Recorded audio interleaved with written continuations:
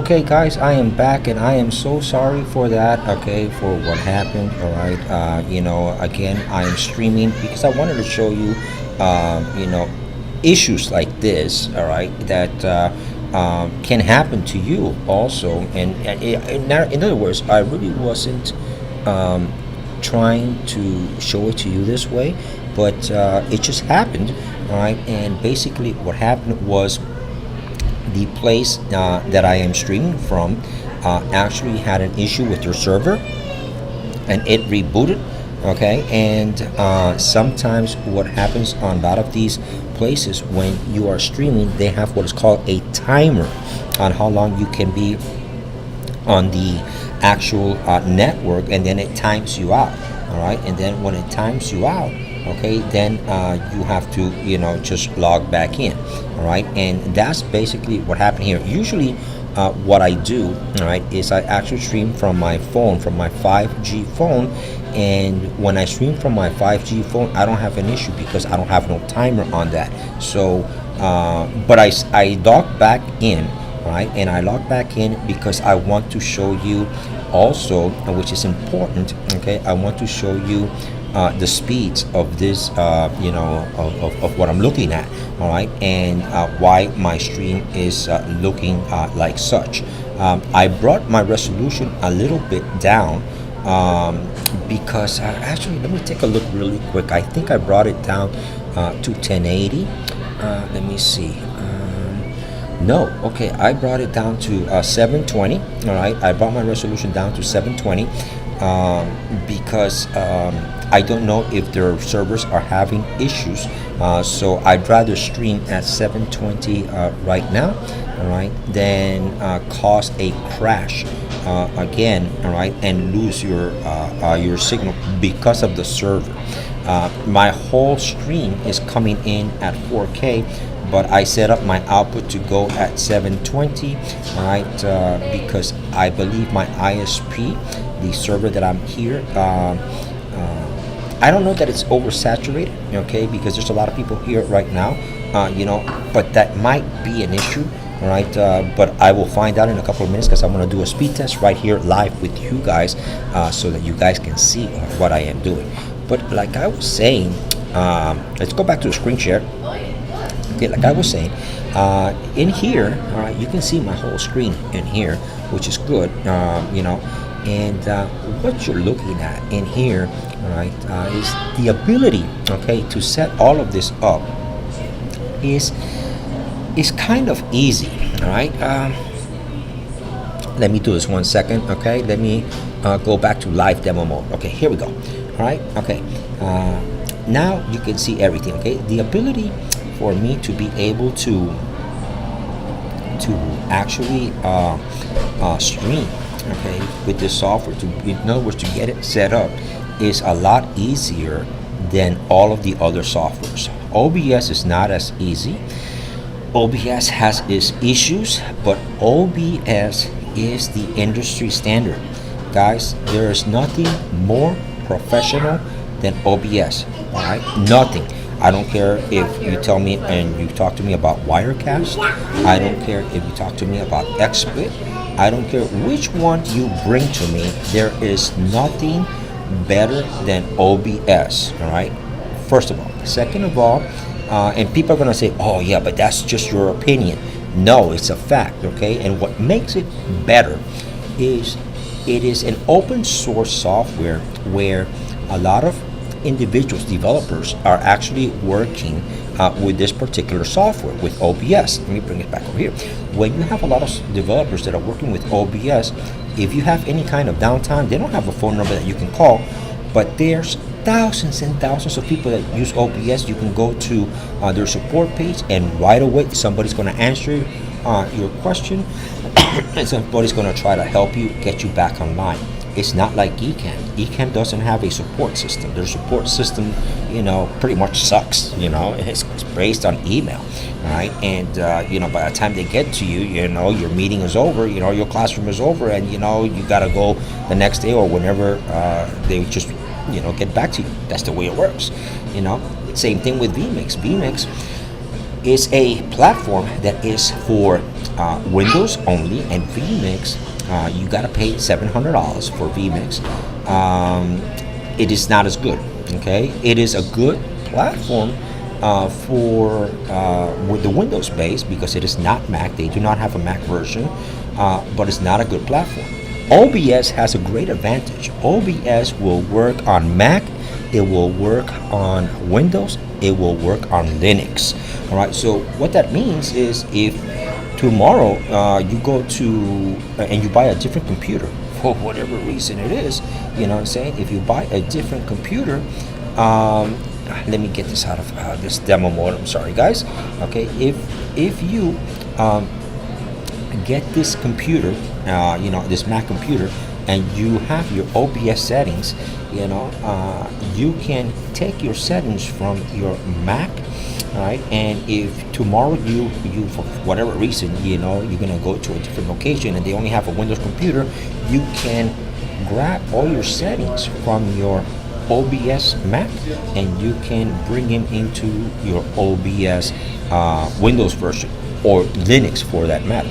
All right, so that's a great advantage for you. All right, and the other one that is really important is that the resources that it uses is minimal compared to all these other softwares, right? Because the way that it is designed, the way that it is written in such a way that the resources, the way it handles the memory, the way it handles the software itself, the transcoding and everything else that it needs to be able to, so you're able to see all these cameras and all these things, is minimal.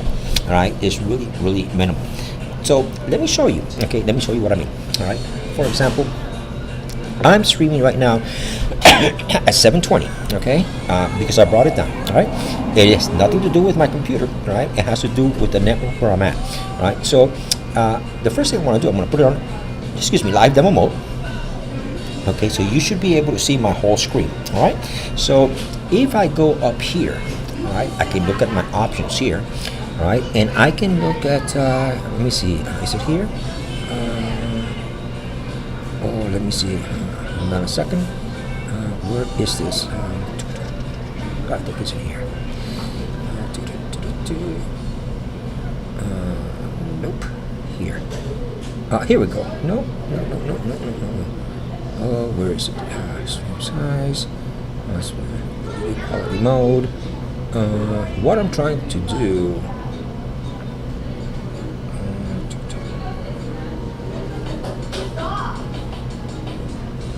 Okay, here we go. All right, I'm sorry. Okay, on Windows, when you go to Windows, all right, it's even though it's simple, all right, you still have a lot of things that you can do with it.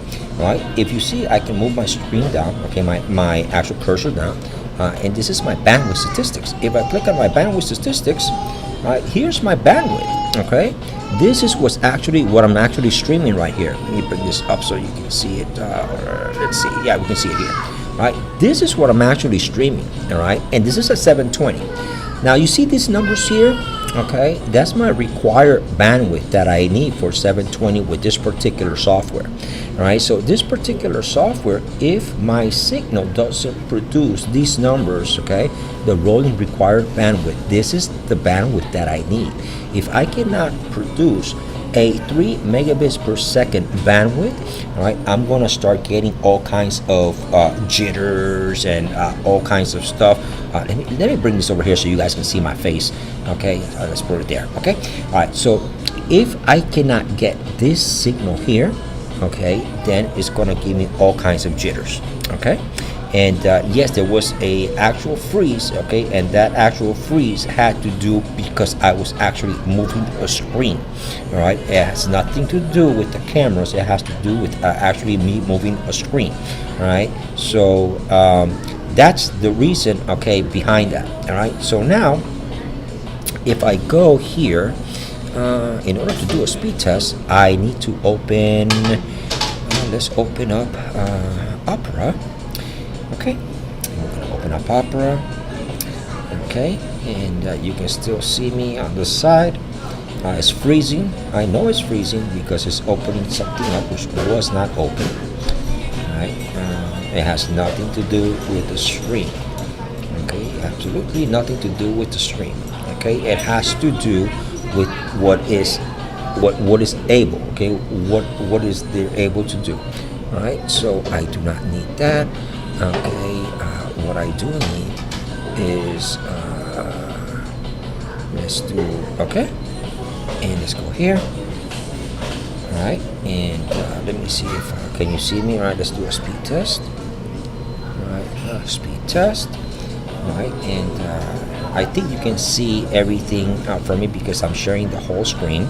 All right, so we're gonna go all the way to the bottom. All right. Okay. Alrighty, so I need to move these out of the way, so I'm gonna close these up. All right, we can open them up afterwards, right? Because I need to see this here. All right, and we're gonna go to AT&T speed test right there. Okay, and all right, so you guys can hear me still, and I'm gonna hit right here, this speed test right here. All right, and now I'm gonna show you something, and I want you to watch this because it is going to be very important. I'm gonna take this software here, my ECamm software. All right, that's my Opera software. I want an ECamm. All right, let's go to my ECamm, and let's take it out of live demo mode. All right, and let's open up my my camera window, my scene windows. Okay, I need to open that up, and I'm going to go to my speed test, which is this one here. All right, okay, there's my speed test. Yay. Okay, you can see me here on the side here, and you can see me a speed test there. All right, and so if I start doing my speed test, okay, watch this, guys. All right, watch this. All right, you see my download speed is not what's important. Okay, what's important, okay, is my upload speed.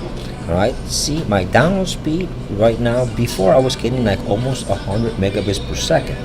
Now for some reason, okay, it has gone quite a bit down. Okay, but check my upload speed. Okay, my upload speed, see how it's fluctuating? All right, and fluctuating between 10 and between sometimes 8. All right, you know, in order to do 4K, all right, I need to have an upload speed of somewhere around 20. All right, and so that could have also been the cause why it kicked me out. All right, because you know it was hitting 20, but then it wasn't stable. All right, so now I'm doing 10 megabits per second. 10 megabits per second, I can do 1080 because 1080 actually only requires like 7 megabits per second. But you know, this speed is not reliable when you have internet service providers that are just not reliable. All right, and you know, all these little things will cause stutters. You know, for you guys, it will cause all kinds of different issues that will stop you from making a clean signal. You know, and these are the things that I try to explain to you. So anyways, you know, you witness it live, all right? You witness that I could stream at 4K. As long as I have a signal, I can stream at 4K because my whole setup can stream at 4K, all right, without any kind of stutters. The stutters come from the instability, all right, of my ISP, all right? And so I'm going to show you tomorrow, all right, when I come back. All right, I am going to show you a couple of things that will help you actually determine what is the best thing to do to be able to, in other words, to assure yourself that your speed, all right, that what you have available doesn't alter. All right, and I'm going to show you some differences between the different services because what they tell you is one thing, but what they provide to you is something else, and I'm going to prove that to you tomorrow. All right, and then we'll go into cabling. What are my best recommendations? Because, for example, on this particular stream that I have here, if you hear a little bit on the microphone thing, you know, I apologize. But on this particular stream, I'm going to unplug my camera here. Just give me a second, all right, because I want to show you something.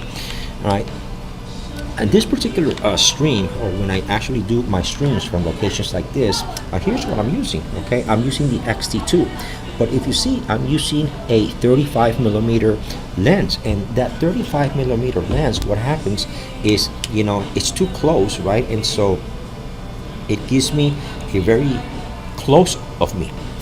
And as a matter of fact, when I finish doing this stream, I'm gonna go pick up a 12mm lens at the camera shop right down the street, and hopefully we'll see something new tomorrow, because my 12mm lens arrived, and I'll show you some different things, you know, as to what I mean, the differences between streaming with something that has that capability, like a 12mm lens, all right, opposed to something like a 35mm lens, right? And that will help you, definitely it will help you to give you a much wider view and all sort of stuff like that. This is why I am using my Samsung Note 10, because the view that the camera has is actually like a 20, and even with that 28 or 23mm, you know, it is still kind of it looks kind of I want you guys to be able to see more, okay, to be able to see more of what's going on around me, all right? But in order to do that, I need something like a 10mm or a 12mm lens. So anyways, with that said, you know, I want to thank you guys for coming out here today, and I'll see you tomorrow. I'll try to stream around this time, maybe anywhere between 12 and 4. I don't know. If you are in UK, let me know what your time is over there, so that I stream at a time that is also good for you guys, and just keep me posted. Once again, subscribe, please subscribe, you know, that helps us all, you know, and I really appreciate it. You know, in the meantime, stay safe, and I'll see you guys tomorrow.